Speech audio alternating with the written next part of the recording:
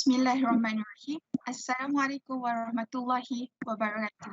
Dan selamat pagi diucapkan kepada semua yang bersama saya pada pagi yang penuh keberkatan ini.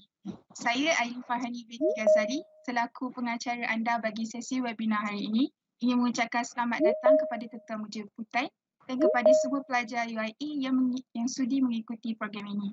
Diharapkan semuanya berada dalam keadaan sihat dan sejahtera. Bagi memberkati majlis kita akan memulakan majlis dengan bacaan Ummul Kitab Al-Fatihah.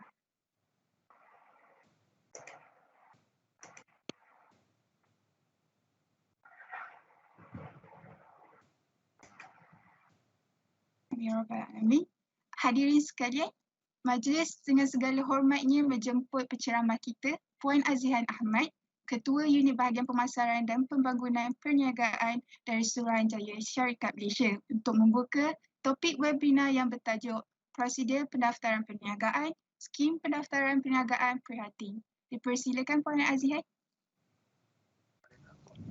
Okay, terima kasih saudari pengacara majlis. Boleh dengar tak suara saya? Boleh jelas tak? Ya, jelas. Okey, jelas. Terima kasih. Okey, Assalamualaikum warahmatullahi wabarakatuh. Selamat pagi, salam sejahtera. Okey, terlebih dahulu saya ucapkan terima kasih kepada pihak UIA, khususnya saya dipanggil ini anjuran Fakulti atau Jabatan Pengurusan Perniagaan UIA. Okey, atas kerjasama dan berkolaborasi bersama dengan SSM bagi penganjuran sesi taklimat berkaitan pendaftaran perniagaan, khususnya skim pendaftaran perniagaan prihatin. Okey, saya difahamkan hari ini bukan sahaja golongan daripada pelajar UIA sendiri, tapi ada juga daripada usahawan B40 di bawah projek unit keusahawanan yang juga bersama kita pada pagi inilah. So diharapnya sepanjang sesi taklimat ini semua dapat memanfaatkanlah apa yang akan saya kongsikan, terutama kepada para pelajar yang mana saya percaya lepas ni mungkin ada di antara saudara dan saudari yang akan keluar sebagai orang kata usahawan atau menjadikan perniagaan itu sebagai satu kerjaya Okay.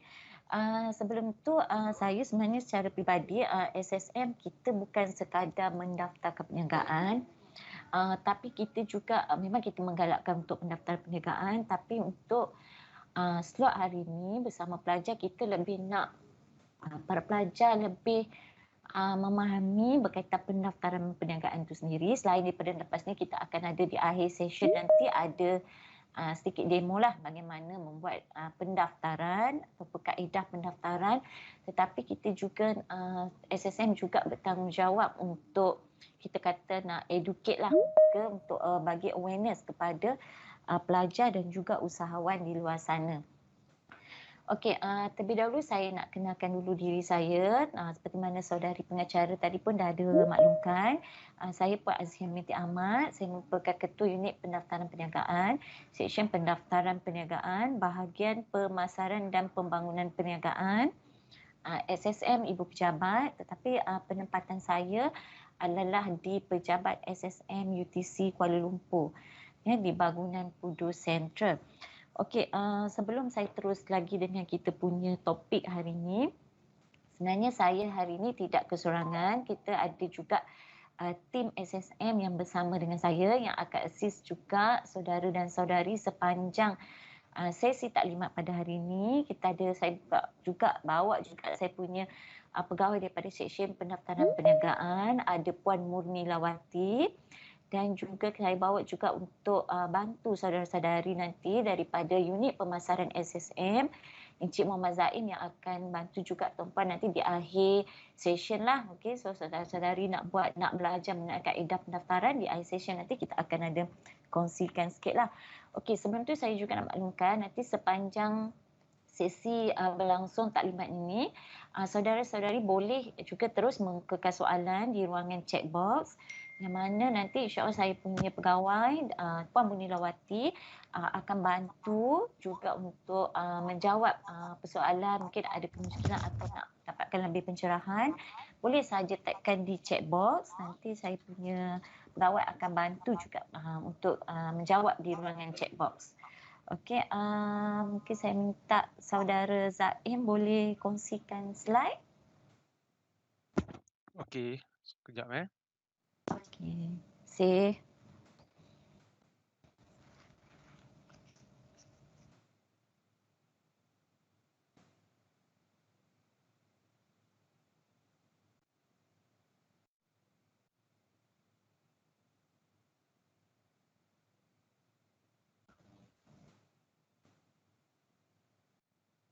Okey, taklimat kita hari ini seperti mana yang telah wawarkan dan dimaklumkan oleh saudari pengacara juga tadi, taklimat kita adalah taklimat skim pendaftaran perniagaan prihatin SPPP lah.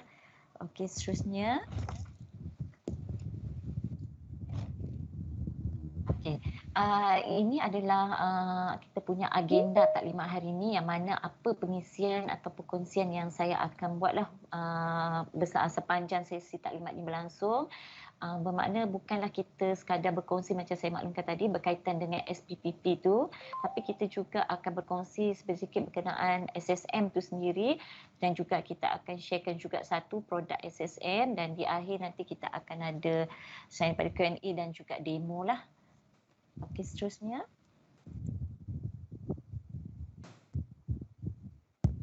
Okey, sejarah penubuhan SSM. Okey, saya percaya mungkin ramai di kalangan para pelajar dah familiar dengan SSM. Okey, sekarang ni dah banyak di media sosial, di website kita pun ada website sendiri, kita pun ada media sosial juga. Nanti boleh pelajar boleh follow juga SSM.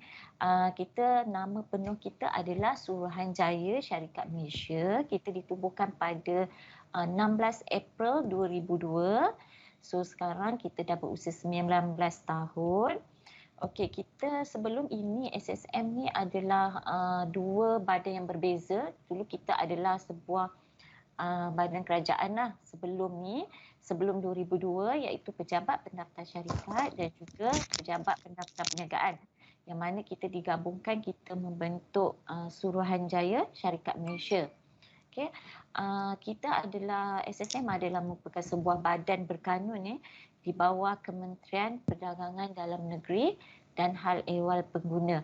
Mungkin familiar dengan KPDN HEP, SSM adalah di bawah KPDN HEP. Okey, seterusnya.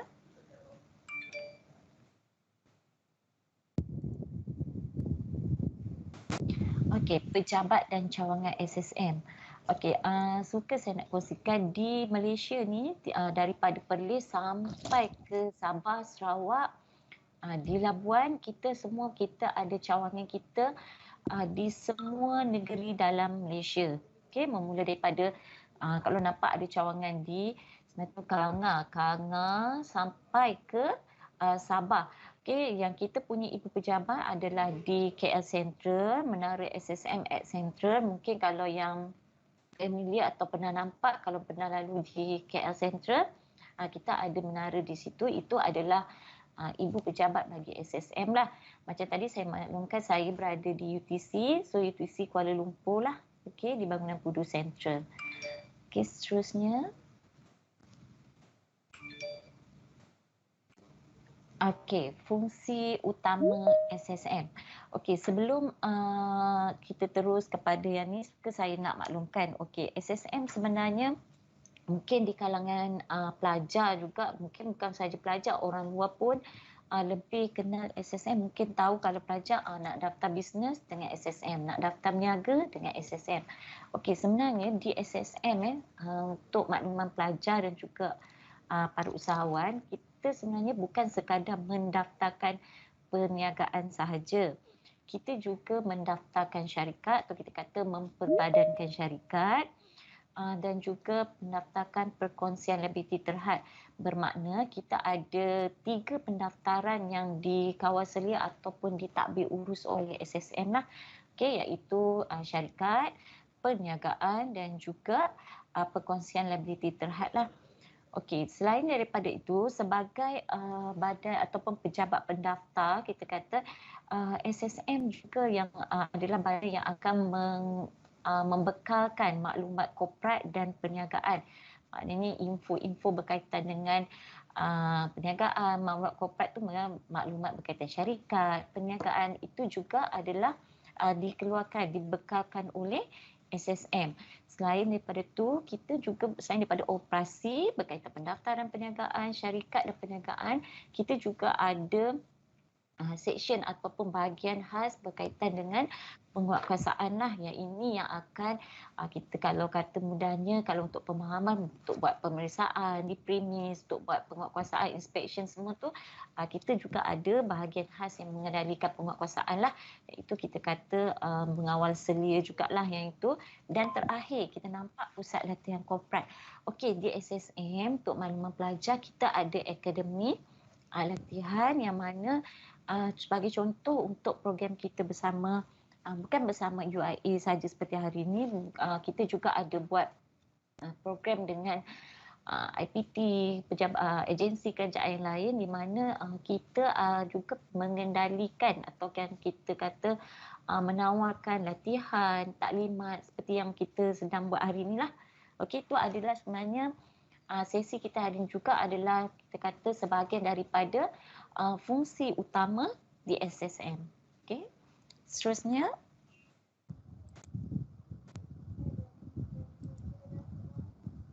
okey, ni kita kata dah masuk kepada kita punya topik ataupun kita punya agenda utama hari inilah, iaitu berkaitan entiti perniagaan. Okey, mungkin di slide saya, saudara-saudari, usahawan, semua pelajar akan nampak ada 3 perbezaan pada slide saya ni kan. Okey, untuk makluman semua, okey, hari ni saya nak maklumkan kita pengkhususan adalah kepada pendaftaran perniagaan. Tetapi sebagai untuk pengetahuan, untuk makluman, saya dan juga tim ni kita kongsikan jugalah berkaitan entiti-entiti lain untuk pengetahuan, untuk ambil maklumlah untuk pelajar-pelajar juga acknowledge supaya di SSM ni kita juga ada entiti lain, iaitu Sdn Bhd dan juga PLT. Tetapi khusus untuk hari ni kita akan fokus kepada pendaftaran perniagaan. Ulin Kes, kalau ada sebarang soalan yang menjurus kepada pendaftaran perniagaan, boleh ditanya terus di ruangan chat lah nanti. Okey, kita pergi kepada yang pertama. Kalau kita nampak entiti pendaftaran SSM, seperti saya dah jelaskan tadi, kita ada 3 jenis entiti pendaftaran, iaitu perniagaan, syarikat dan PLT. Kita tengok yang pertama, kalau dari segi nama, setiap satu ni mempunyai kita kata ciri-ciri ataupun karakteristik yang berbeza. Okey, dia unik. Setiap daripada satu ni dia tak mempunyai ciri-ciri dia memang berbezalah. Okey, pertama yang jelas kita tengok dari segi nama pun dia dah berbeza. Okey, nombor 1 tu kita nampak dari segi nama mungkin pelajar lebih familiar kalau biasa nampak perkataan enterprise, trading, resources dekat papan-papan tanda ataupun kedai. Kita tak perlu pergi jauh, mungkin di kawasan sekitar kediaman pun kita selalu nampak kan hampir ke semua kedai, tak kisahlah kedai runcit ke domi, akan mempamerkan papan tanda nama yang mana kita nampak kebanyakannya ada perkataan enterprise kan, ada yang ada perkataan Sdn Bhd. Okey, kalau enterprise, trading, resources bermakna dia berdaftar dengan pendaftaran perniagaan lah, seperti mana yang saya akan kongsikan hari ini lah. Kalau kita nampak berkaitan dengan Sdn Bhd, kalau ada perkataan di akhir nama tu, contohnya ABC Hardware Sdn Bhd, itu bermakna dia berdaftar di bawah Akta Syarikat 2016 dengan SSM lah. Okey, kalau dia ada perkataan PLT di akhir nama perniagaan, bermakna dia berdaftar di bawah Perkongsian Liability Terhad. So untuk 2 entiti ni saya tak akan mengulas lanjut lebih pada ini, tapi untuk makluman saudara-saudari boleh kata tengok daripada apa yang saya dah kongsikan di kita punya paparan slide lah. Okey, seterusnya saya nak bercerita lebih detail berkenaan dengan perniagaan. Okey, pertama tadi saya dah kata berkenaan nama. Okey, nama ni pelajar boleh membuat dua pilihan nama untuk mendaftarkan perniagaan, iaitu sama ada nak menggunakan nama seperti kad pengenalan. Maknanya sebagai contoh, kalau saya maknanya mendaftarkan nama Azihan binti Ahmad. Contoh kalau nama dia Abu bin Ali, so dia akan daftar sama seperti mana tercantik pada kad pengenalan. So yang itu kita panggil di SSN pendaftaran nama menggunakan nombor kad pengenalan. Okey, pilihan kedua yang boleh pelajar buat adalah sama ada nak mendaftarkan menggunakan nama trade. Okey, nama trade tu sebagai contoh. Saya bagi yang mudah lah sebagai contoh. Maju Jaya Enterprise. Okay, pernah nampak macam tu. Kedai Dobi ABC. Okay, kedai kek apa XYZ contoh. Okay, iaitu bermakna dia mendaftarkan nama, mendaftarkan perniagaan di bawah nama trade. Okay, so tadi saya dah maklumkan ada dua jenis pendaftaran yang pelajar boleh buat, sama ada menggunakan nama IC ataupun menggunakan nama trade. Okey, pentingnya pemilihan nama ni sebab dia saya akan kaitkan dengan berkaitan dengan fee pendaftaran. So kalau nampak ada RM30 dan juga RM60. Okey, kenapa kita ada perbezaan kat situ? Sebab tadi kita ada dua jenis pilihan nama, iaitu pertama sama ada kalau kita memilih mendaftarkan nama seperti kad pengenalan, fees yang akan dikenakan adalah RM30 dan RM10 untuk mendapatkan maklumat perniagaan. Okay, so total dia RM40 lah untuk pendaftaran seperti nama IC. Sementara kalau pelajar pilih atau usahawan pilih untuk mendaftarkan nama trade, fee yang pendaftaran dia adalah RM60 dan juga maklumat untuk mendapatkan maklumat kena bayar tambahan RM10. So total dia RM70. So saya harap jelas dia ada perbezaan di situ bergantung kepada pemilihan nama sepatu buat pendaftaran. Okey. Okey, kalau kita tengok nombor 3, segi pemilikan, ciri yang ketiga, kalau para pelajar memilih untuk mendaftarkan nama seperti mana nama di kad pengenalan, saudara-saudari hanya boleh miliki perniagaan tersebut secara tunggal lah. Okay, nama pun seperti nama IC kan, kita identiti kita adalah unik kan untuk diri kita sendirilah, nama dan nombor kad pengenalan. Maknanya milik pemilik kepada nama berkenaan sahajalah. Okey, jadi dia milikkan tunggal dan dia akan remain sehingga sampai bila lah, sampai bila-bila yang nak berniaga tu nama sekiranya daftar menggunakan nama IC, so dia akan kekal lah. So dia tak boleh lagi nak buat pindaan, tiba-tiba rasa nak tambah kawan ke, nak tambah family, tidak dibenarkan. Tapi sebaliknya, jika memilih untuk mendaftarkan menggunakan nama trade, macam saya kata tadi, kedai Dobi ABC ke, restoran XYZ ke sebagai contoh, itu boleh didaftarkan sama ada nak jadi pengikat tunggal ataupun secara perkongsian. Bermakna mungkin hari ini pelajar rasa macam okey, saya nak daftar, saya nak jadi pemilik seorang lah, saya nak daftar dulu.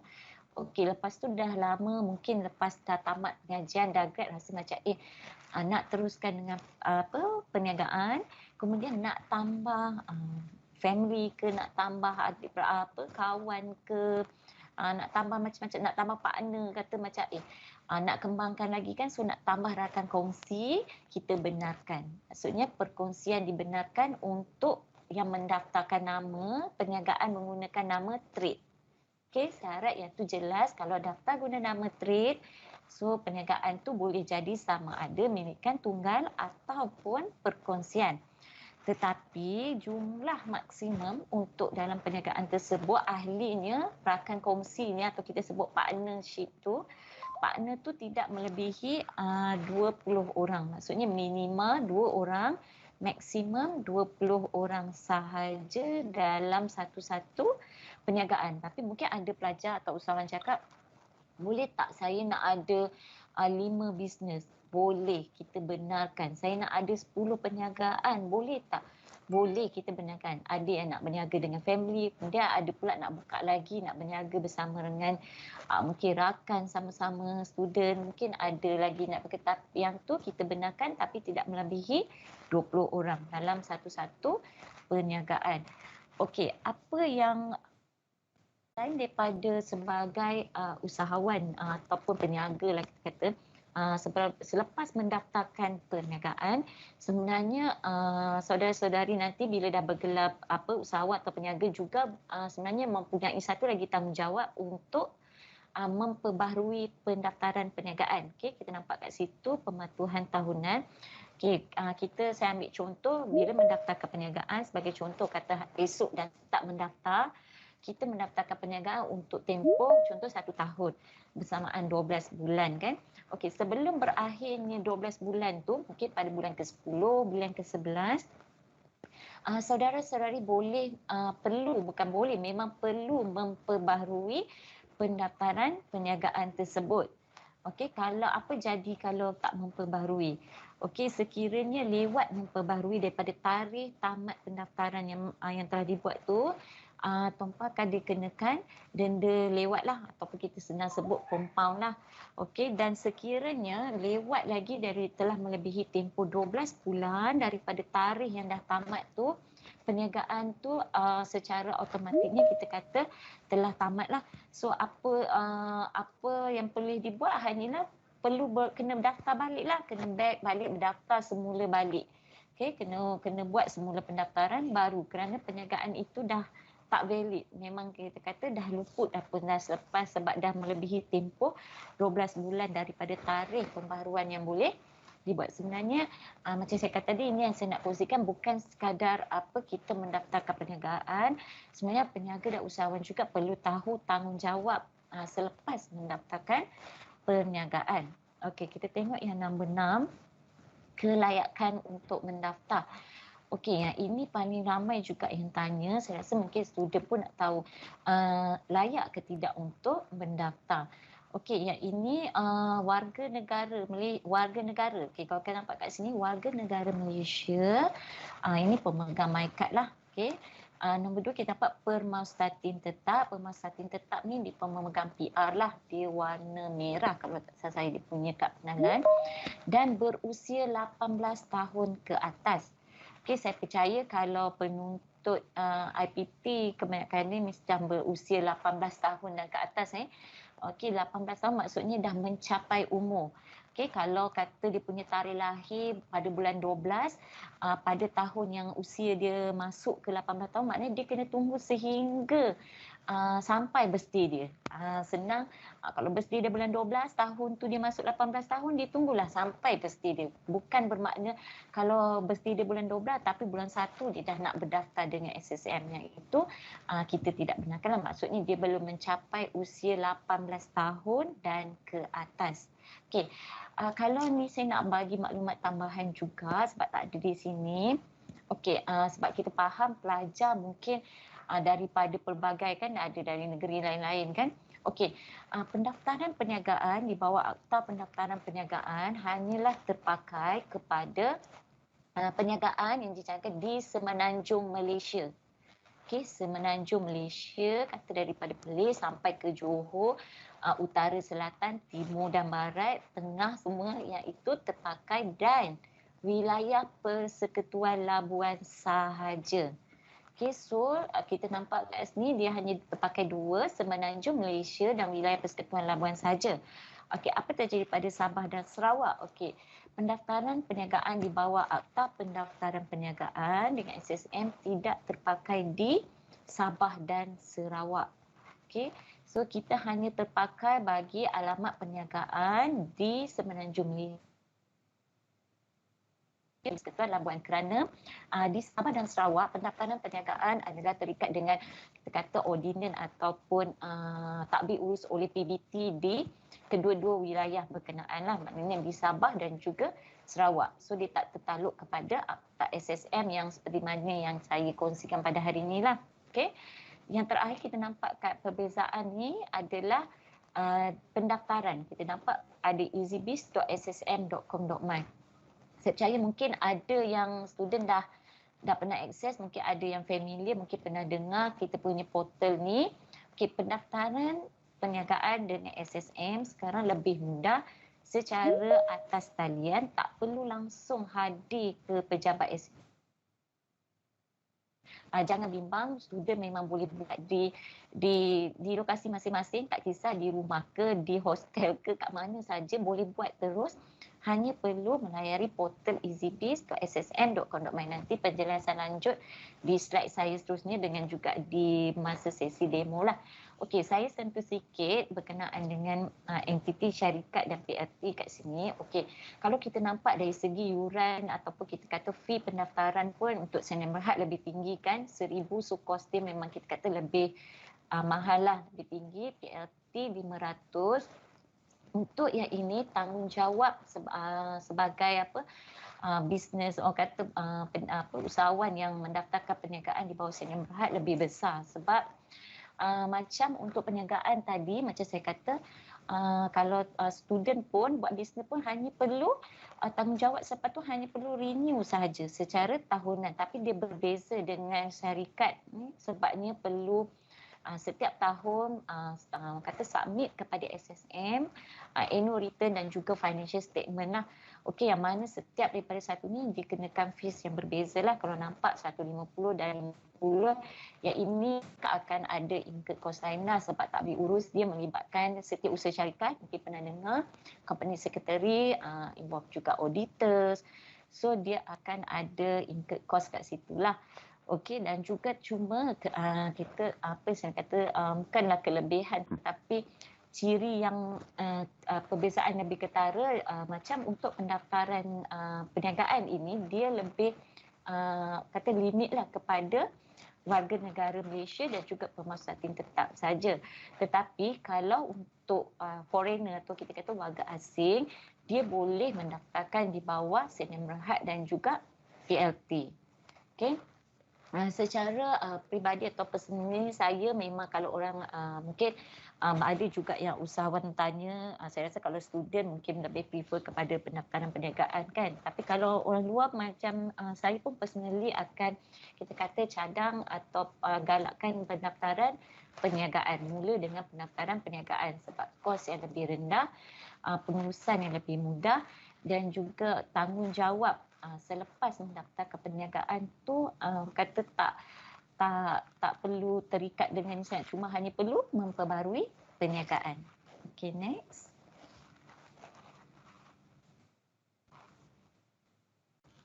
Okey, kenapa tidak mendaftar perniagaan? Okey, kenapa saya kongsikan juga hari ini, walaupun kita kata sebelum hari ini mungkin dengan pelajar kan, tapi saya difahamkan mungkin ada juga usahawan ataupun mana partisipan yang bersama dengan kita hari ini untuk ataupun saudara saya pelajar pun mungkin boleh kongsikan dekat di luar sana mungkin dengan rakan atau family yang lain mungkin yang bila ada rasa takut bila nak buat pendaftaran perniagaan kan.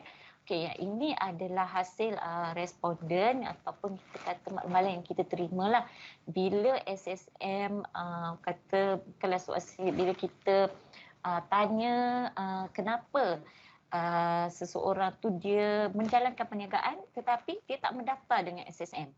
Okey, maksudnya kalau kita nak sebut macam tak legal lah. Okey, perniagaan dia tu tak sah lah sebab dia tak mendaftar dengan SSM. Kenapa? Ni antara yang kata reason atau alasan yang popular yang diorang kebanyakan peniaga yang menjalankan perniagaan yang tak mendaftar maklum kat kita pada SSM lah. Maksudnya, okey, permohonan BPN atau BPR ditolak. Ni paling banyak sekali yang tanya.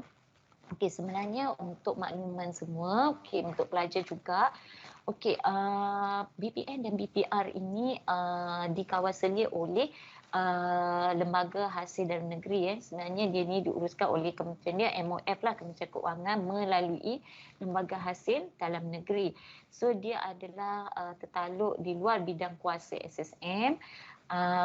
Untuk penjelasan lanjut, mungkin saudara saya boleh kongsikan nombor talian yang kita dah SSM dah kongsikan kat sini untuk kalau mungkin tahu ada family member ataupun kenalan yang daftarkan perniagaan tapi dia kata bimbanglah nanti BPN dengan BPR tak dapat dan sebagainya.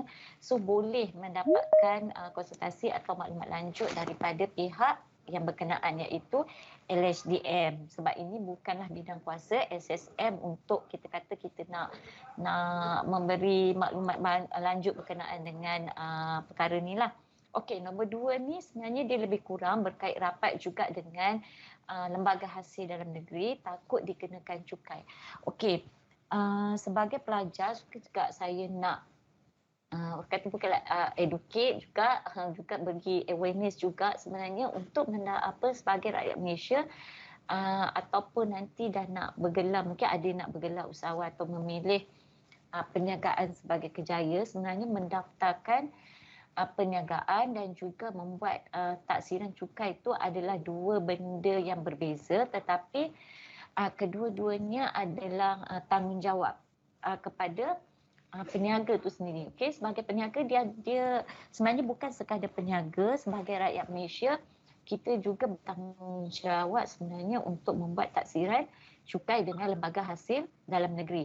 So pada bukan pandangan saya lah, maksudnya secara umumnya memang mendaftarkan perniagaan itu adalah tanggungjawab sebagai peniaga. Mendaftarkan perniagaan di bawah Akta Pendaftaran Perniagaan SSM adalah tanggungjawab, adalah kewajipan sebagai peniaga, dan membuat taksiran cukai dengan lembaga hasil dalam negeri juga adalah satu tanggungjawab lain sebagai rakyat Malaysia. Sebenarnya dikenakan cukai ini biasanya dia akan ada kriteria ataupun syarat tertentu sebenarnya yang telah ditetapkan oleh lembaga hasil dalam negeri. Mungkin sebenarnya para usahawan boleh mendapatkan konsultasi terus dengan pihak LHDN untuk bantu dari segi inilah membuat taksiran cukai lah, kerana bimbang dikenakan cukai kan untuk menjalankan perniagaan berdaftar. Okey, nombor 3, berniaga secara kecil-kecilan. Okey, yang ini saya rasa paling banyak juga involve dengan student. Banyak mungkin yang buat perniagaan secara online, ada yang buat dropship, agent, okey. Ada yang tanya saya ni ada buka kios, mungkin ada buat part time kan, sebagai student sekarang banyak. Saya tak pasti, mungkin belum balik ke sepenuhnya ke IPT kan, mungkin masih mengikuti kelas secara online, mungkin ada juga buat bisnes online. Okey, semua jenis semua aktiviti ini sebenarnya perlu berdaftar dengan SSM. Okey, saya ulang, semua bentuk perniagaan ni sama ada online, offline, dropship, agent, part time, semua wajib mendaftar dengan SSM. Okey. Yang ini kerana taksiran di bawah SSN, macam mana nak tahu saya ni perlu berdaftar ke tak? Okey, saya bagi dengan perkataan yang lebih mudah, sebenarnya aktiviti jual beli. Okey, kalau para pelajar ada buat aktiviti jual beli ataupun bagi servis, bagi perkhidmatan yang mana mendatangkan keuntungan ataupun kita dapat profit, dapat untung, dapat hasil, iaitu daripada hasil aktiviti tersebut. Maksudnya jual barang ke, bagi perkhidmatan ke, dengan tujuan mendapatkan hasil, keuntungan, profit, perlu berdaftar dengan SSM. Saya percaya setiap walaupun tak kisahlah student buat online business, motifnya mestilah bermotifkan untuk mendapatkan profit kan. Jadi ianya memang perlu berdaftar dengan SSM. Okey. Nombor 4, untuk hanya miliki lesen premis dari PBT. Okey, ini juga saya nak maklumkan sebenarnya mendaftarkan dengan SSM iaitu berbeza dengan lesen PBT. Okey, SSM ni bermakna sebagai bukti perniagaan saudara-saudari berdaftar dengan SSM di bawah Akta SSM. Sebaliknya yang PBT ni lebih kepada kebenaran beroperasi di premis. Okey, di premis contoh mungkin di KL, kalau saya ambil contoh mungkin nak beroperasi di KL di bawah DBKL, okey, di sekitar Bandaraya Kuala Lumpur, okey, dia perlu dapatkan lesen premis daripada PBT tu di BKL. Itu berbeza. Yang SSM ni nak daftar untuk bisnes.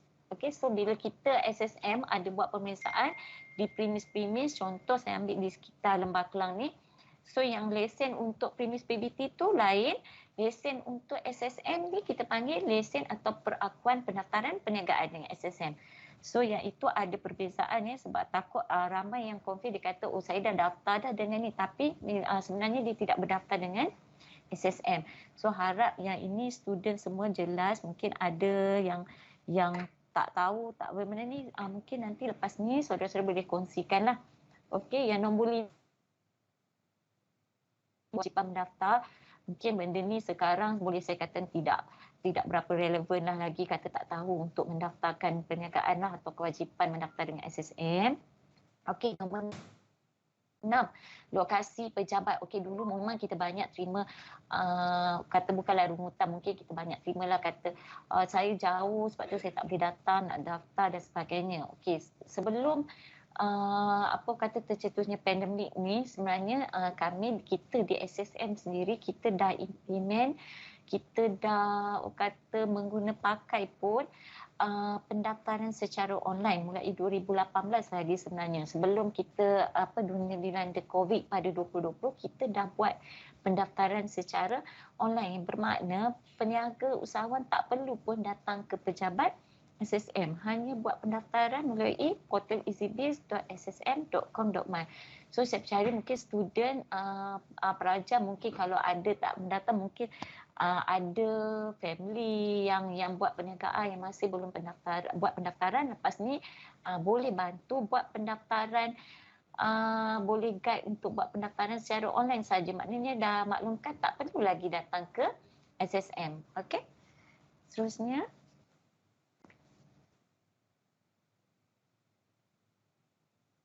okey, kelebihan. Macam di awal tadi saya ada maklumkan SSM bukan saja kita nak galakkan orang jom daftar bisnes. Kita tak mahu, kita tak nak lah, kita hanya menggalakkan orang mendaftar, tetapi para peniaga, pelajar khususnya terutamanya lagi tak mengetahui apakah faedah daripada mendaftarkan perniagaan. Apa faedah yang dapat, cakap oh daftar, bukan sekadar mungkin ada sebelum juga kita ada terima maklumat kata okey saya mendaftarkan kerana keperluan pelajaran, keperluan silibus, keperluan fakulti, keperluan mungkin aktiviti yang minta buat pendaftaran dan sebagainya. Okey, so sebenarnya selain daripada faktor-faktor tu, kita nak juga pelajar aware dan sedar tentang kelebihan dia mendaftarkan perniagaan dengan SSM. Okey, sebaik saja nanti pelajar dah buat pendaftaran, nanti dah lulus, makna kita akan bekalkan sijil perakuan perniagaan, kita dapat lesen tu, senang sebut lesen, biasa sebut lesen, sijil perakuan pendaftaran perniagaan dan juga maklumat perniagaan. Okey, yang mana kedua-dua ni boleh disimpan sebagai bukti perniagaan tersebut berdaftarlah diperakui sah di sisi undang-undang.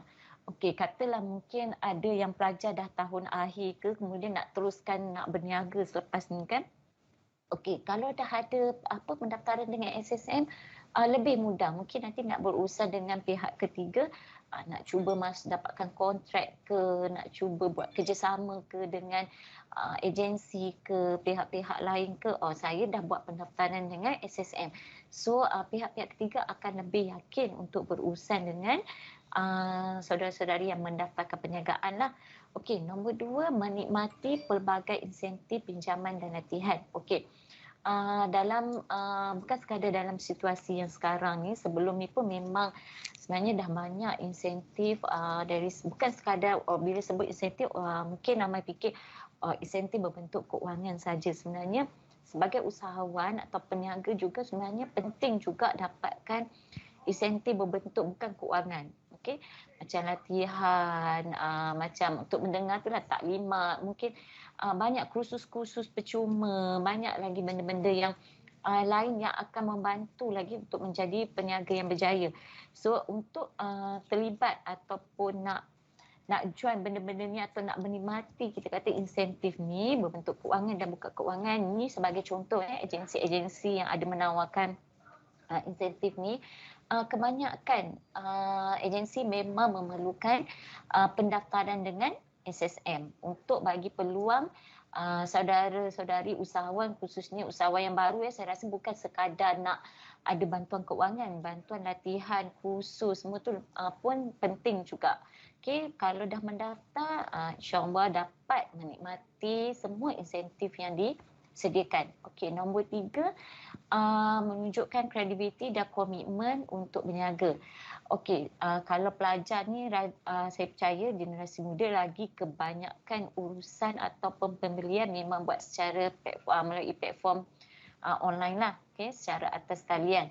Dalam pandemik ni saya rasa bukan student saya, kebanyakan semualah, semua golongan, semua usia daripada tua muda semua menggunakan platform online. Jadi kalau kita juga sebagai pengguna ataupun pembeli, kita mesti nak berurusan dengan peniaga yang berdaftar supaya kita yakin untuk urusan lah, kita tak nak nanti kita berurusan dengan dia mungkin bimbang, kena tipu dan sebagainya. So kita boleh pastikan bila kita tanya berdaftar dengan SSM, nanti dia, setengah saya nampak ada juga di online seller di media sosial ke, di page ke, di website yang ada mempamerkan nama dan nombor pendaftaran di SSM.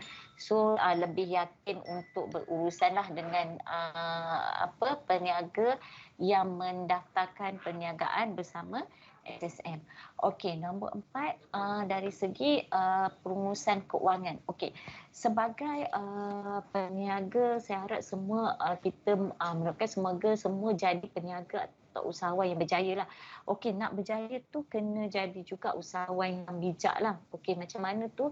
Maksudnya yang pertama untuk nak maintain ataupun nak kekal dalam satu perniagaan tu, pengurusan keuangan tu pentinglah. Okey, pengurusan keuangan perlu lebih terurus. So macam mana nak pastikan pengurusan keuangan tu lebih terurus?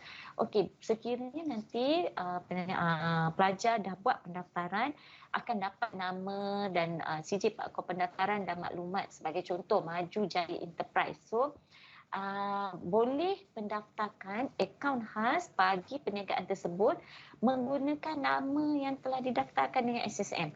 So akan ada akaun khas lah. Contoh Maju Jaya Enterprise tu dah ada akaun khas hanya khusus untuk aktiviti perniagaan yang dijalankan. So lebih teratur lah perniagaan, tak adalah bercampur dengan akaun peribadi, dengan akaun orang kata personal, dengan bisnes punya akaun.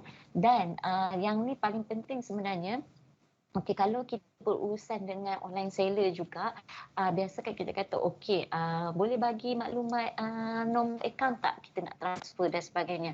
Okey, kalau saya personally, saya lebih suka kalau dia berkakak, okey, contoh ni lah, kita beli baju, kita nampak okey perniagaan ni dia bagi sila buat transfer payment kepada Maju Jaya Enterprise, scan nama scan. So kita faham maknanya secara tak langsung sekurang-kurangnya ada save kat situ. Part tu kita nampak, oh maknanya memang dia ni berdaftar dengan SSM. So, sebarang permasalahan mungkin seperti tu kalau timbul boleh dirujuk dengan SSM. Berbanding kalau dia daftar, kalau dia kata okey, transfer je lah dekat saya Aziz Hamiti Ahmad. Contohnya kalau beli barang yang bernilai tak payah tinggal, mungkin kalau dalam 100-200 kita berurusan, mesti kita nak dengan kita nak jaminan lah kan. So kita lebih yakin kalau kita rasa kita nak berurusan dengan orang yang memang menjalankan perniagaan secara sah lah, maknanya berdaftar.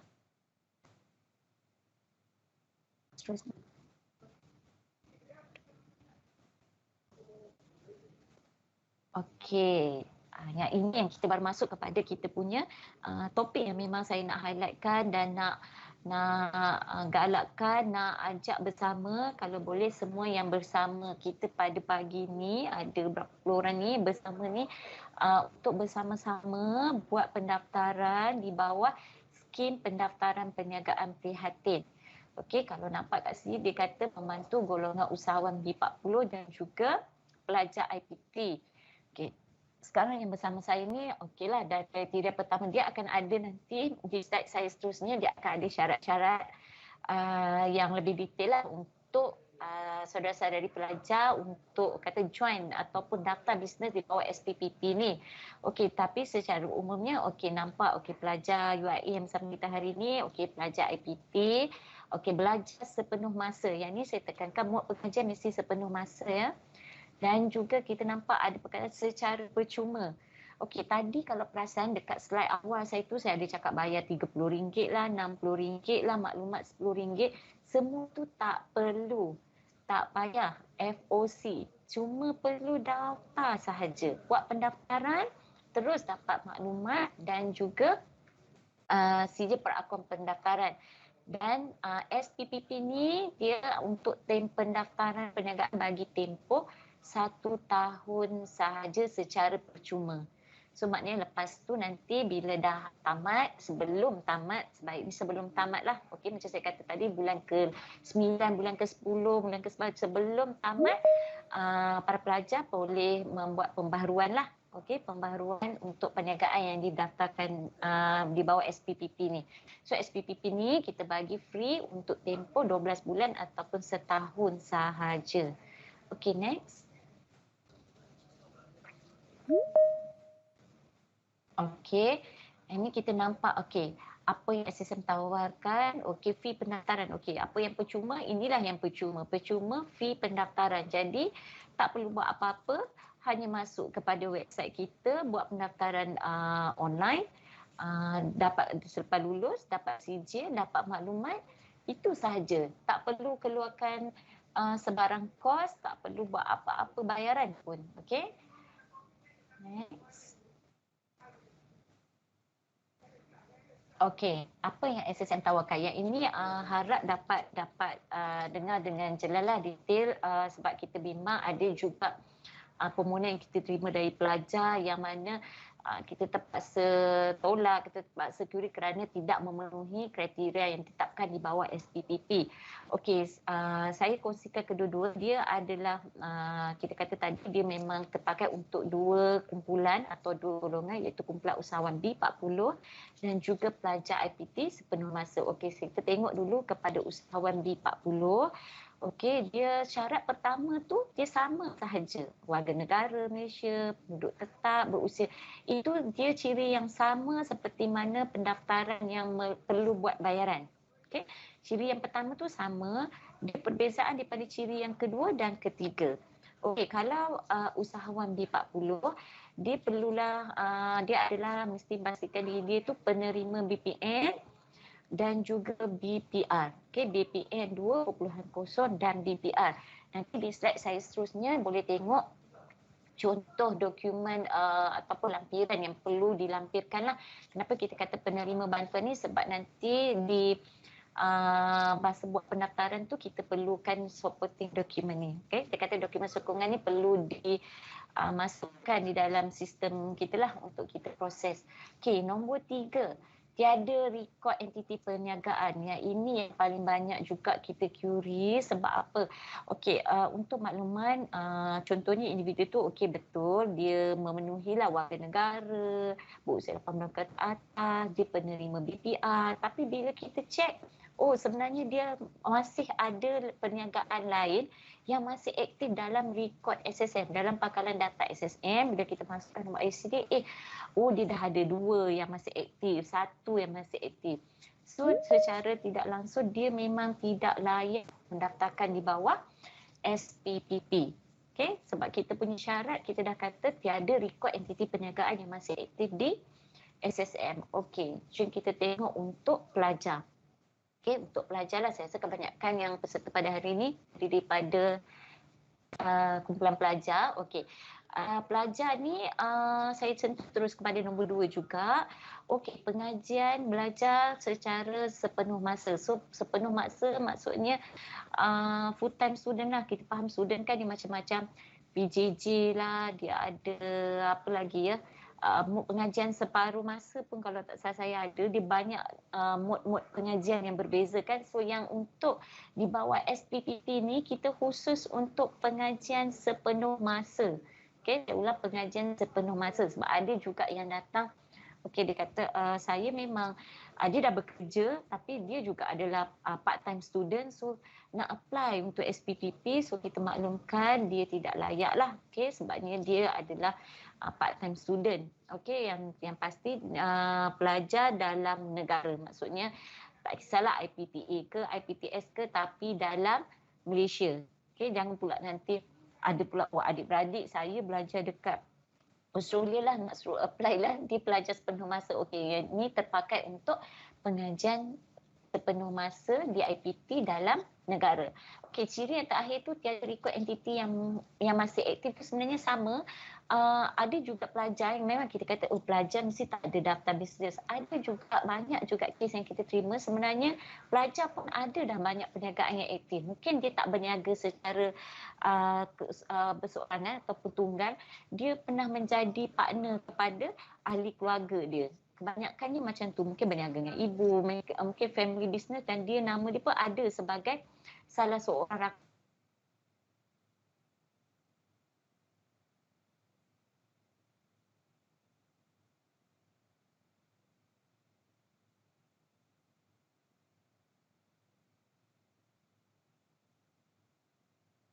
dengan SSM. Okey, seterusnya.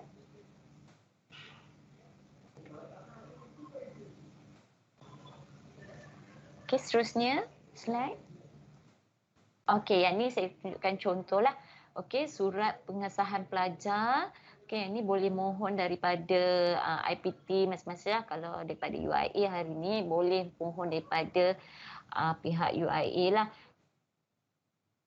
Plan yang kita minta dia hanya yang penting print daripada kepala surat, maksudnya letterhead daripada pihak universiti, tarikh semasa. Kita tak naklah contohnya nak daftar esok, surat pengesahan pelajar tu yang dah 2 tahun lepas. Mungkin ada yang pengajiannya 3 tahun, 4 tahun, 5 tahun, dia minta yang back ke 3 tahun. Kita tak mahu, kita tak terima. Kita nak tarikh semasa yang mengandungi butiran peribadi lah, nama, nombor kad penalan, nombor pelajar, dan juga butiran pengajian lah yang ringkas lah, mungkin fakulti apa, ambil kos apa, dan di bawah tu tanda tangan lah. Itu untuk saya perjelaskan detail sikit untuk pelajar lah, sebab kita punya soal hari ni pun bersama pelajar kan. Okey, nombor 2 tu contoh penerima BPR dan juga lampiran bagi penerima BPN. Jadi pelajar nanti yang akan buat pendaftaran SPPP perlu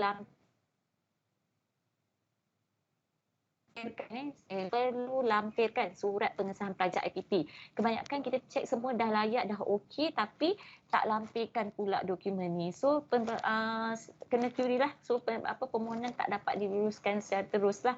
So yang kalau boleh harapnya lepas ni kalau nak daftar, dapatkan dulu surat, lepas tu boleh terus mendaftar. Okey, seterusnya.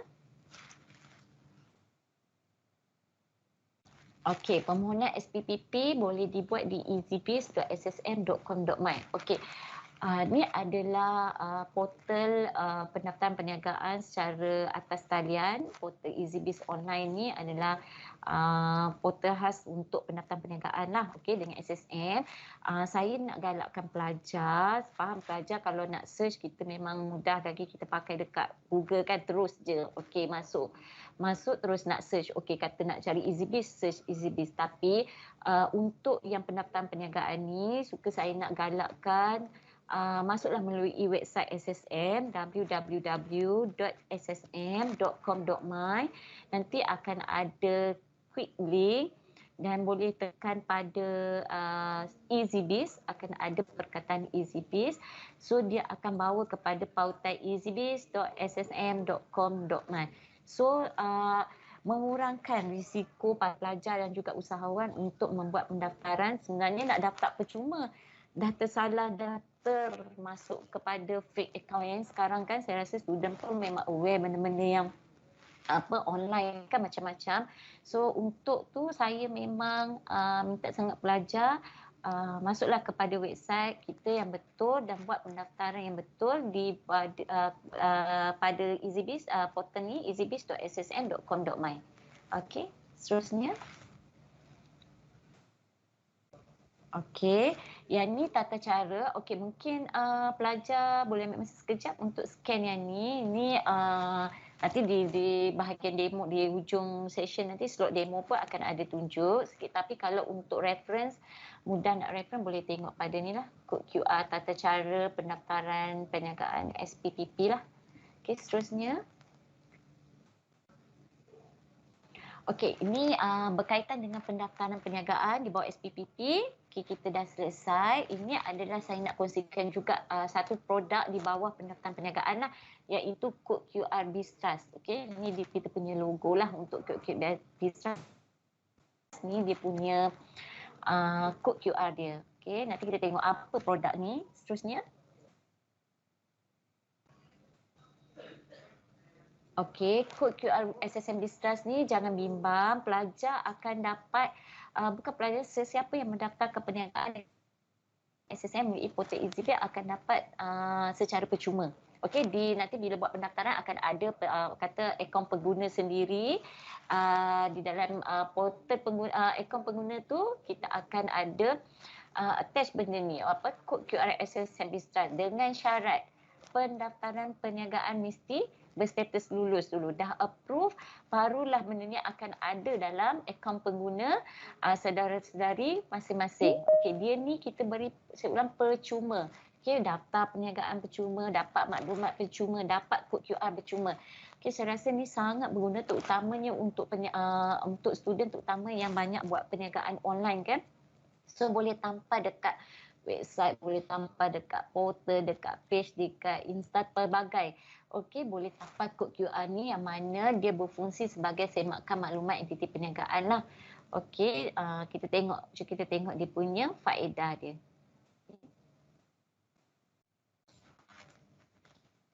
Next slide. Okey, kita nampak ada kat sini, kalau nampak 3 kelebihan ataupun faedah mendaftarkan SSM Biztrust. Okey, saya nak sentuh berkenaan dengan jenama atau branding. Saya percaya kalau student ni kalau beli barang mesti okey, nak tengok brand tu okey ke tak. Brand tu kalau macam mana kita nak mengetahui, nak sahkan okey sesuatu brand tu okey, mungkin daripada experience kita sendiri ataupun daripada segi dia punya packaging pun memainkan peranan kan. So di packaging kita akan nampak mostly kalau brand-brand yang jenama yang terkemuka ataupun jenama produk-produk yang bagus, dia biasanya mendapat certified ataupun persijilan daripada badan-badan yang tertentulah yang mengawal selia khusus mengikut produk lah. Kalau macam food, dia ada certain yang akan certified okey, produk makanan ni macam ni. So begitu juga dengan SSM. Kita pun sebenarnya ini adalah salah satu contoh ataupun kita punya certified untuk perniagaan itu memang berdaftar dengan SSM, menunjukkan perniagaan itu sah, okey, valid, memang bukanlah kata illegal lah apa ke. Kita nampak, bila kita nampak kod sebagai pelanggan nampak ada kod QR SSM Biztrust ni, kita yakin bisnes ni memang berdaftar, sebab kod ni hanya dibekalkan untuk para peniaga yang berdaftar dengan SSM. Okey, seterusnya. Okey, ini adalah cara untuk kita kata nak download ya kepada nak buat untuk ni kepada pelanggan. Ini fungsi pada pelanggan, macam mana pelanggan nak buat semakan sama ada perniagaan itu memang berdaftar dengan SSM melalui kod QR SSM Biztrust. Okey, boleh download melalui App Store, Apple Store, Huawei Apps Gallery, dengan Google punya ni, boleh download ni. Nanti akan nampak ikon My SSM. Okey, penting aplikasi dia, nama aplikasi My SSM, akan nampak ikon Biztrust. Okey, boleh tekan untuk teruskan. Next. Okey, boleh buat terus buat scan lah. Okey, kalau dah nampak mana-mana perniagaan, contoh kalau kata dia nak beli barang dengan online seller, nampak ni. Kalau dah download My aplikasi, syarat kena guna My aplikasi SSM ya. Dah download, cuba scan dekat dia punya kod ni, dia akan terpami maklumat macam ni lah, nama, nombor pendaftaran dan status perniagaan. Okey, seterusnya. Okey, ni notifikasi yang dapat kalau kita scan, kita tengok kalau guna My aplikasi macam saya kata tadi, perlu guna My aplikasi My SSM, ataupun kalau dia guna mungkin perniagaan tu kita kata fake, dia punya QR yang dipamerkan tu, so tak akan keluar, tak akan terpapar apa maklumat yang sepatutnya keluar seperti mana contoh tadilah. Okey, ini kita kata nak buat carian aplikasi MySSM tadilah di App Store, Google Play dan juga Huawei Apps Gallery. Okey, seterusnya. Okey, ada yang untuk sesi taklimat berkenaan pendaftaran perniagaan dan juga satu produk kita tadi selesai. Okey, kalau ada saya serahkan kepada kita punya saudari pengajar lain, mungkin ada soalan ke? Ataupun dah ada bertanya di chat box dan sebagainya?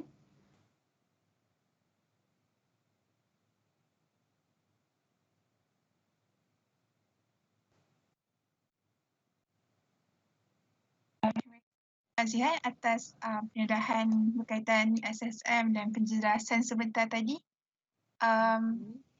Kita tanpa membuang masa, majlis diteruskan dengan sesi soal jawab. Kepada para pelajar, anda boleh mengemukakan pertanyaan kepada Puan Zihan dan pihak SSM yang lain di dalam chat box ataupun boleh saja buka mikrofon untuk bertanya.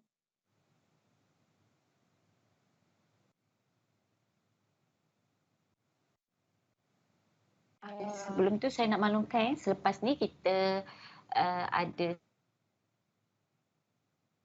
untuk demo lah untuk bagaimana membuat pendaftaran perniagaan. Okay.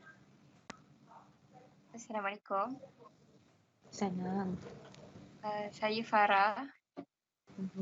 Saya nak tanya, kalau untuk student, mana yang lagi recommended untuk kita daftar guna nama sendiri ataupun nama perniagaan? Lagi satu, Okey. masa nak pembaharuan tu, cas dia sama dengan cas awal-awal masa kita bayar yang sepatutnya tu. Okey. Terima kasih pada yang bertanya, Farah ya tadi. Okey. Dua soalan yang pertama tadi, mana lebih recommended?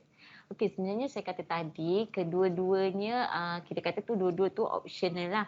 Okey, sama ada nak gunakan nama IC ataupun nama trade kan tadi, nama perniagaan. Sebenarnya untuk future ni ini saya punya personally lah, tapi sebenarnya perniagaan saya suka nak katakan para pelajar ataupun usahawan bebas untuk memilih nama nak guna nama IC ke ataupun nama trade.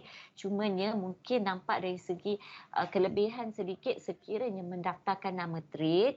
Kerana kalau future katalah lepas nak tamat pelajar lagi setahun, 2 tahun, sekarang ni bisnes tunggal. Mungkin nanti bila dah tamat pelajaran nak bisnes, nak ajak family members ke join, kalau menggunakan nama trade boleh jadi perkongsian. Tapi sekiranya macam Saudi Farah tadi katalah mendaftar dah menggunakan nama personal, so perniagaan tu memang limit, maknanya seorang sajalah, memang Saudi Farah saja yang akan menjadi mungkin ada bahasa nak kembangkan, nak tambah partnership kan. So kalau yang itu mungkin lebih kata sesuai ataupun menjurus kepada perniagaan yang didaftarkan dengan menggunakan nama trade. Okay, tetapi apa-apa pun kedua-dua nama ni kita kata kita memang optional pada peniaga lah ataupun usahawan ataupun pelajar sendirilah. Cuma untuk future mungkin nampak kepada trade name lah. Kalau mungkin nanti bila dah maju dan sebagainya nanti lebih terikat kalau dah guna nama IC. Okey, nombor 2 tadi pembaharuan perniagaan. Okey, pembaharuan perniagaan ya, fees yang akan dikenakan sama semasa pendaftaran perniagaan. Yang keduanya ianya bergantung kepada jenis nama yang dipilih. Macam saya kata kalau daftar guna pilih nama IC, fees yang dikenakan 30, bila nak renewal pun nanti 30. Kalau pilih nama trade, renewal pun fees sama dengan nama trade RM60. Okey, harap dapat menjawab soalan daripada saudari Farah tadi. Baik, terima kasih. Sama. Assalamualaikum, saya ada soalan. Salam. Ya, nama saya Kimin. Saya nak tanya, tadi pun ada katakan kalau buat under trade name, maknanya contoh dia ada bisnes dengan family and dia boleh ada bisnes dengan kawan juga kan?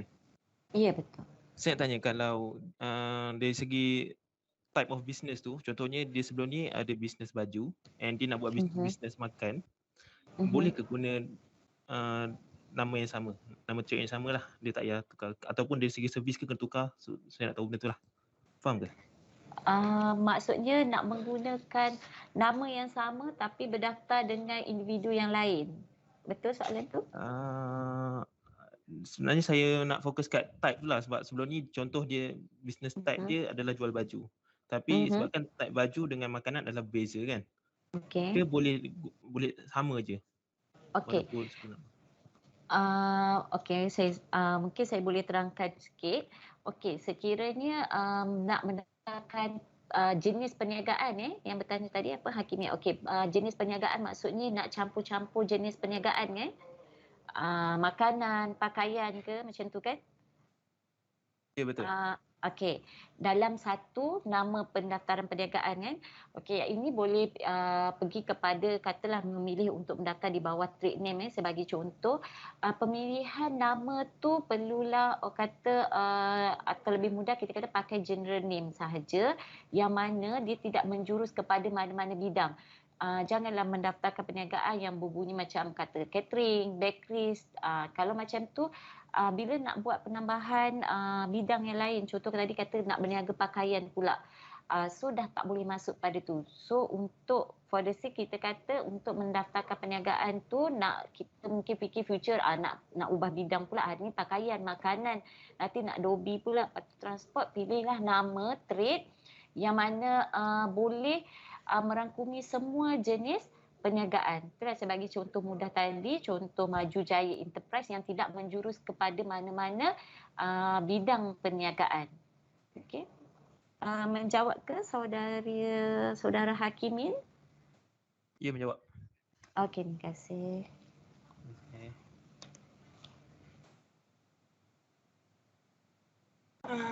Assalamualaikum. Saya Nur Izzah. Saya nak tanya, apabila datang dan nak tamat tempoh lesen perniagaan ni, kalau kita tidak mahu teruskan lagi, adakah ada penalti untuk sebab dah lewat event? Bermaksud bila dah tamat tempoh pendaftaran ni, nak teruskan perniagaan ataupun dah memang tak nak berniaga terus? Maksudnya anda tak nak berniaga terus. Okey, dah nak berniaga terus dan lesen pun dah tahu. Okey, kita ada dua situasi. Okey, katalah dah mendaftar ke perniagaan, contohnya dah daftar, lepas tu dah tamat dah pendaftaran tu buat tempoh 12 bulan, setahun saja. So dalam tempoh 12 bulan tu memang status perniagaan tu masih berada di SSM, maksudnya boleh diperbarui. Tetapi bila dah melebihi tempoh yang 12 bulan tu tak ada buat pembaruan, memang dah kata macam saudara Nur Izzah kata dah decide tak nak berniaga pun, perniagaan tersebut selepas tamat tempoh yang 12 bulan boleh renew tu dia akan automatik luputlah, kita kata memang tak boleh apa-apa lagi lah, mana memang perniagaan tu secara automatik tamat di dalam data SSM. Tetapi kalau yang kata macam nak tamatkan perniagaan tu, masa nak tamat tu kena pastikan perniagaan tu dia hanya kata-kata tak nak berniaga dah, nak tamatkan perniagaan, boleh buat penamatan perniagaan, tetapi masa nak buat penamatan perniagaan tu statusnya masih lagi aktif. Okey, kalau kata macam buat pendaftaran tadi 12 bulan, bulan ke-10 rasa macam tak naklah teruskan perniagaan ni, dah tak maulah bisnes ni, okey, boleh filekan penamatan perniagaan dengan SSM. Tiada fees dikenakan kecuali RN10 kalau nak dapat maklumat lah. Okey, so dia ada dua situasi. Kalau tak nak berniaga tapi status perniagaan tu masih aktif, perlu buat penamatan perniagaan di SSM. Kalau tak nak berniaga selepas memang dah bisnes tu pun dah kita kata dah expired pun, perniagaan tu sebenarnya secara automatik selepas tempoh 12 bulan tu dia luput dalam data SSM lah. Okey, iaitu tidak perlu buat apa-apa. Okey, tak perlu pemaklum pada kita, dia secara automatik dah tamat dekat SSM. Okey. Menjawab ke Nur Izzah? Okey, terima kasih.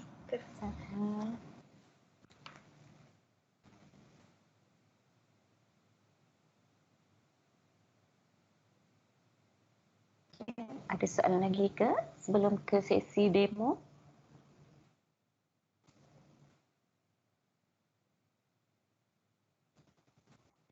Assalamualaikum. Maybe last from Milas. Saya Kimin tadi sama je. Saya nak tanya kalau pasal renew lesen tu kan. Renew tu.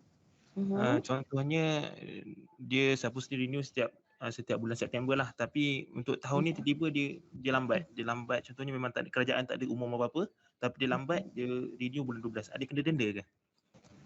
Bulan 12 contohnya dia tamat hari tu bulan 9 2021 ya.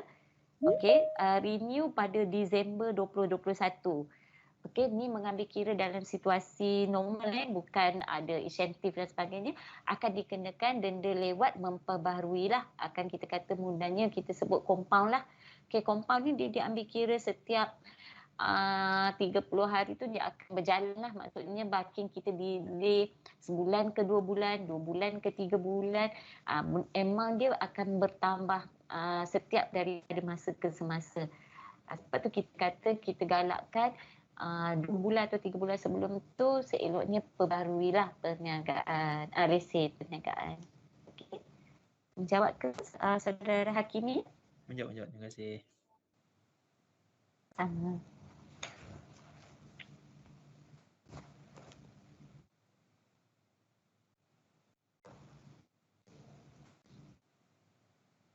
Ada soalan lagi ke dari para pelajar?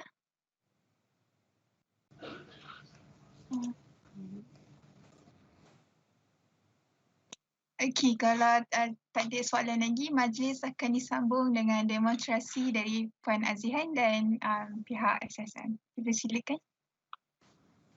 Okey, saya serahkan kepada kita punya daripada bahagian pemasaran, unit pemasaran, tu saudara Zaim yang daripada tim SSM juga. Okey. Terima kasih saudara Zaim. Okey. Bismillahirrahmanirrahim. Assalamualaikum warahmatullahi wabarakatuh. Terima kasih Puan Azihan atas penerangan yang diberikan. Terima kasih kepada Puan Pengerusi Majlis, Puan Kecik, saya minta maaf lah, Pengerusi Majlis. Terima kasih. Terima kasih juga kepada pelajar-pelajar UIA yang saya hormati. Saya pun pernah pergi ke UIA dahulu. Kita buat kita buka kaunter di sana. Okay. So pada sekarang ni saya akan tunjukkan cara-cara kita untuk mendaftarkan perniagaan. Macam tadi Puan Azan cakap, kita punya pendaftaran perniagaan semuanya kita dah through online. Bermaksud tiada lagi kita memerlukan borang. Since daripada masa saya pergi ke UIA untuk buka kaunter di sana pun, saya dah cakap perniagaan semua secara online. Saya tak sure lah ada yang dah tahu ke, ada yang tak tahu ke, tapi saya nak tekankan kat sini, kita di SSM tiada lagi menggunakan online, dan di SSM pun para pelajar tidak perlu datang ke SSM sebenarnya untuk membuat pendaftaran. Okey, saya nak tunjuk contoh. Saya mohon saya screen sekejap.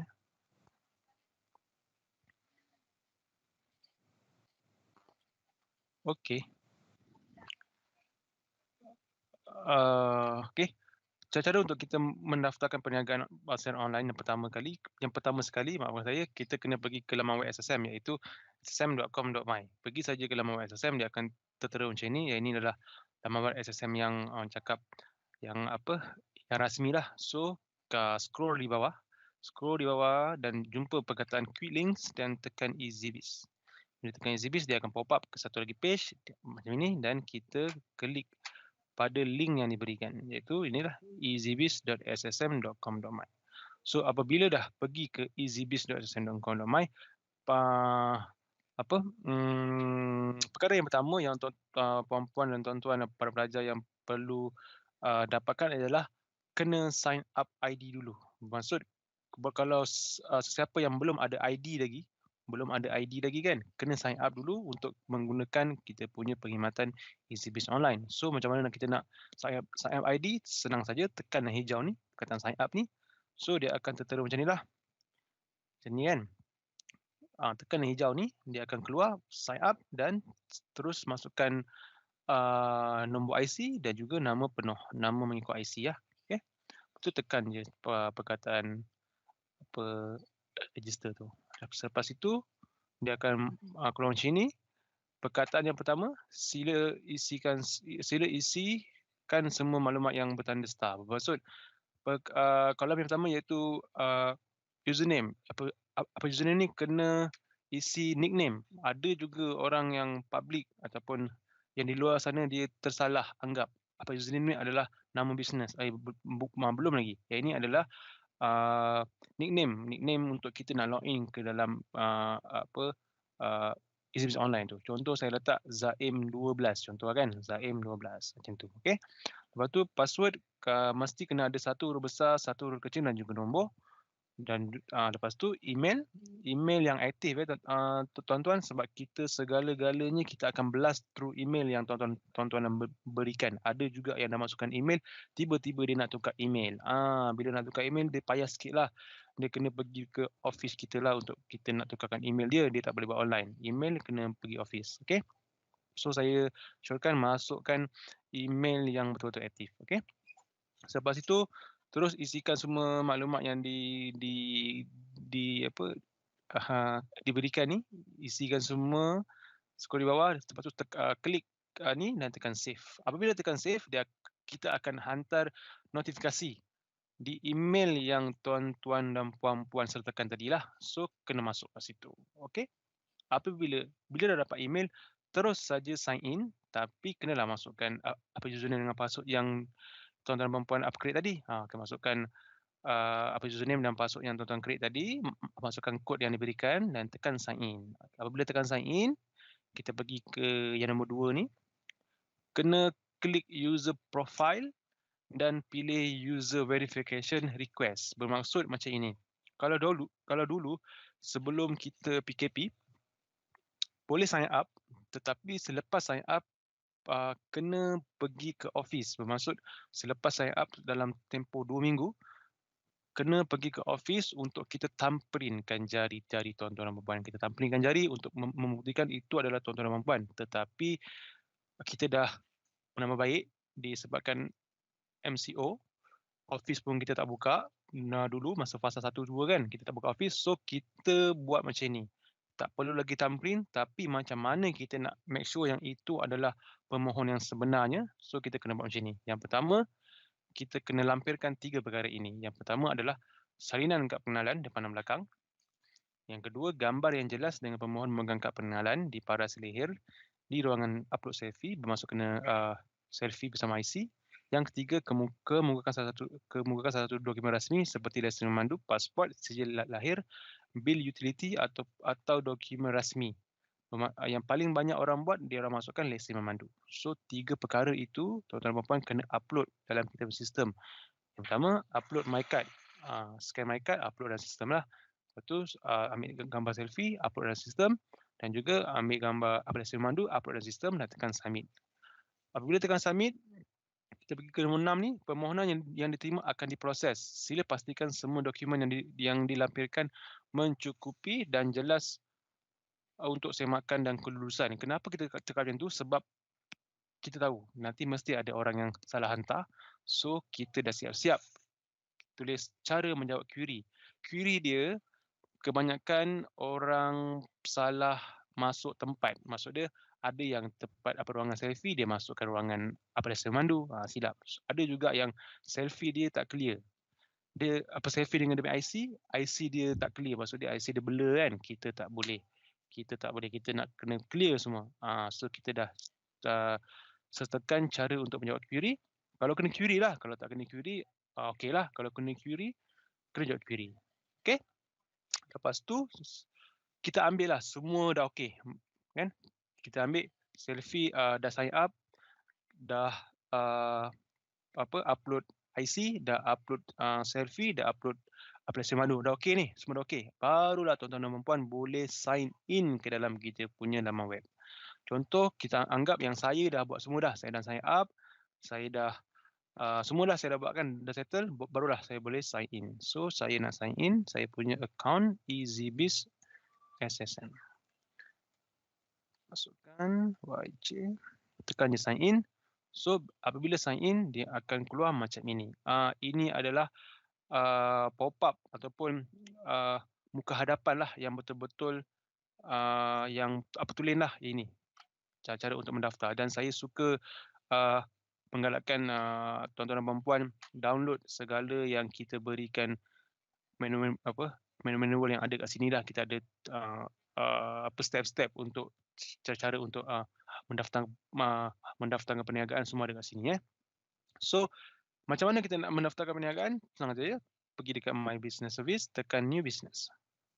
Apabila tekan New Business, dia akan keluar paparan semacam ini. So macam ini. Okey, yang pertama sekali, kita ada dua, iaitu personal name ataupun trade name. Macam pegawai saya cakap tadi, Puan Azihan, dia cakap ada dua kan, personal name dan juga trade name. So boleh pilih yang mana tuan-tuan rasa okey, pilih. Tapi saya secara jujurnya saya cakap pilihlah yang trade name untuk senang. Sebab personal name ni boleh, tapi personal name ni kita biasanya yang selalu daftar personal name ni yang bawa taksi. Yang bawa taksi dia pakailah personal name sebab dia memang buat itu saja. Dia tak akan plan buat lain. So kalau dia nak buat lain, nanti dia daftar lain. Okay. So pilih trade name. Nama perniagaan macam tadi Puan Nazian cakap, jangan macam tadi ada kita punya pelajar tanya kan, macam mana dia nak buat semua benda. So dia punya tips dia, jangan mention apa yang tuan-tuan dan puan-puan jual. Contoh saya tulis Zaim catering. Contoh kan, catering. So dah nampaklah memang saya akan buat catering saja. Saya tak boleh tiba-tiba catering saya nak jual apa, nak buka kedai Adobe, tak boleh kan. Nanti kita akan query. So jangan tulis Zaim catering, tulis Zaim Gemilang Enterprise. Contoh Zaim Gemilang Enterprise. Saya tulis Zaim Gemilang Enterprise. So apa saja saya boleh jual. Makanan, minuman, pakaian, produk kesihatan, semua saya boleh jual. Okey. Terus kepada date business start date. Business start date ni tuan-tuan dan puan-puan kena hari ini ataupun 30 hari ke belakang saja. Dia tak boleh lebih daripada 30 hari ke belakang. Kalau lebih 30 hari ke belakang, nanti kena compound sebab menjalankan bisnes tanpa mendaftar di SSM. Okey. Lepas tu tarikh tak boleh tarik ke depan. Maksud dia buka hari ni, daftar hari ni tapi nak tarik ke depan. Maksud dia contoh buka hari ni nak tarik 30 hari bulan. Saya tukar 30 hari bulan . Dia cakap tarikh tak valid dah. Dia cakap business start date must not be future date. Maksud dia tak boleh tarik ke depan. Kena letak tarik current. 29 bulan. Okey, saya letak 29 bulan. Terus kepada insentif. Insentif yang macam saya punya pegawai cakap, pilih skim pendaftaran perniagaan prihatin SPPP SSM untuk mendapatkan pendaftaran secara percuma. Pilih situ. Dia punya date, dia punya ni memang 1 year lah. Kalau tekan 2 year nanti kena bayar. Wah. So kita pilih 1 year saja. Terus ke bawah. Kalau ada branch, pilih branch. Kalau tak ada branch, tak payah pilih branch. Tekan no saja. Kalau online seller, tekan online seller. Saya pasti semua jual. Sekarang ni lah ramai yang jual secara online, tekan yes. Lepas tu lepas tu business address, bermaksud business alamat kedai. Tapi kalau berniaga online kan tak ada kedai lagi kan, kita letak alamat rumah saja.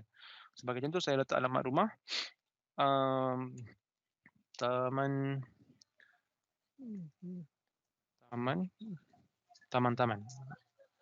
Okay. Contohlah taman-taman kan. Letak nombor telefon. Email, letak email yang rasmi. Yang bawah ni URL. URL ni bermaksud kalau tuan-tuan dan puan berniaga through online dekat Facebook ataupun kat IG, dapatkan dia punya link tu, paste dekat sini, dekat dalam kolom ni. Saya tak adalah. Lepas tu kita pergi sebelah mailing address. Kalau sama macam sebelah, tekan copy saja, nanti dia akan pop up. Dia akan pergilah ke sebelah tu. Dan terusnya tekan next. Oh, nombor telefon tak betul. Sorry. Okey, betul, tekan next. Bila tekan next, dia akan pergi macam ini. Ini tempat di mana tuan-tuan dan puan harus wajib mengisikan apa yang tuan-tuan dan puan jual. So saya tulis menjual makanan dan minuman, pakaian, produk produk kecantikan. Ikan. Catering. Catering. Dobi. Nampak saya boleh buat semua apa yang saya nak buat. Kalau saya buat satu tadi kan, satu aja. Saya buat. Contohlah saya buat macam ni. Menjual makanan dan minuman, pakaian, produk kecantikan, catering dan hobi. Makanan dan minuman tu cukup. Sebab ada yang cakap saya nak, boleh tak saya buat macam ni? Saya nak tulis menjual makanan, lepas tu dia tulis makanan, mi goreng, nasi goreng, kuih goreng. Saya cakap dia, bang, itu dah menu. So jangan tulis macam tu. Tulis je makanan dan minuman. So semua sekali akan termasuklah makanan dan minuman tu lah, kan? Lepas tu tekan add business code. At least kena tekan satu business code. Saya scroll sekejap. Okay. Bila cakap please add at least one business code bermaksud kena pilih satu business code. Yang contoh yang saya paling jual dekat sini, saya tulis saya jual makanan. So dekat keyword ni saya type makanan dan saya tekan search. Dia akan keluar macam ni kan. So pilih yang hampir saja. Pilih yang hampir saja. Saya pilih gerai penjaja makanan. Saya pilih satu. Saya scroll di atas balik. Saya tekan add selected code.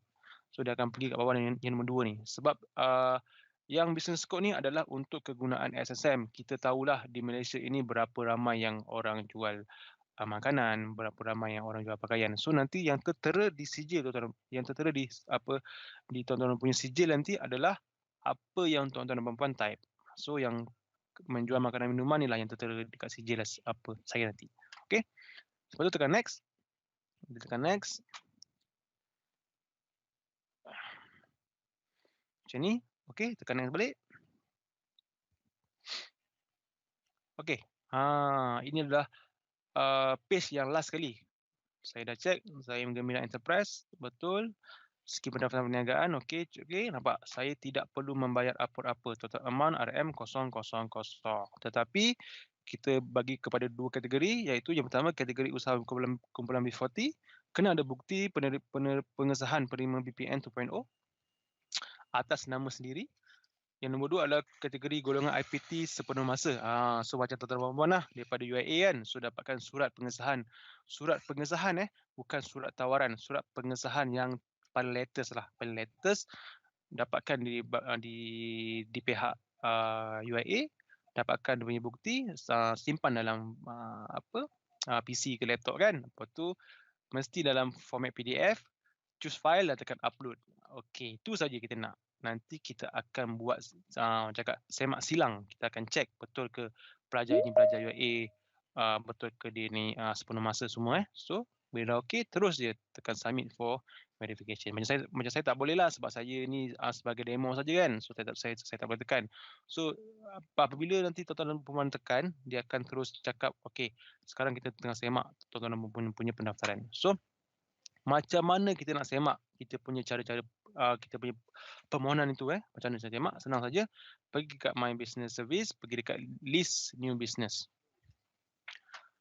Apabila pergi dekat list new business, tekan insentif, dia akan pergi dekat sinilah. So sekarang Zaim Gemilang Enterprise still lagi data entry. Bermaksud saya tak submit kan. So dia masih lagi data entry. Kalau dah submit, nanti dia akan tulis pending verification. Bermaksud kita punya pegawai di SSM, dia akan tabir di office ataupun di mana-mana, di rumah ke, kita akan semak. Okey, apabila kita dah semak, kalau dah okey, nanti dia akan pergi kepada bahagian in process. Dia akan pergi kat bawah ni lah. Dia akan tulis in process. Okey? Bermaksud in process tu betul-betul tengah semak nama, semak details. Kalau kena query, dia akan pergi dekat query. Query yang selalu kita query adalah nama perniagaan tak tally dengan apa yang bidang dibuat. Apa lagi yang kita query? Bidang perniagaan tak sesuai, kan?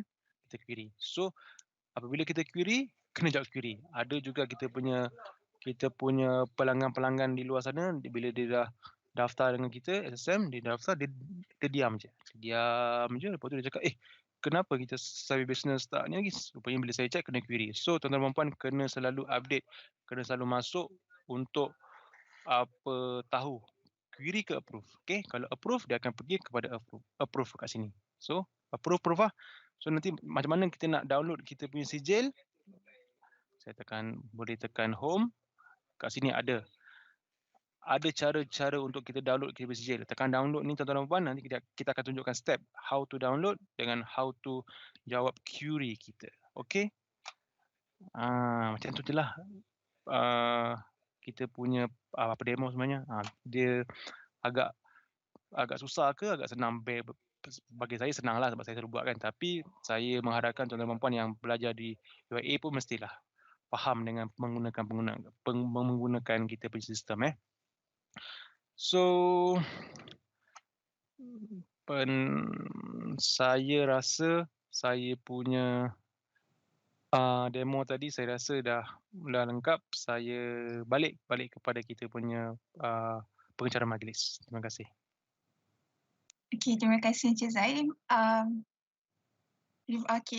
Sekali lagi saya ingin mengucapkan terima kasih kepada Puan Azihan dan Encik Zaid kerana sudi memberi taklimat pendaftaran anjuran Universiti Islam Antarabangsa Malaysia pada pagi ini, dan terima kasih juga kepada para pelajar yang menghadiri webinar ini. Majlis akan ditutup dengan bacaan tasbih kifarah dan surah Al-Ars.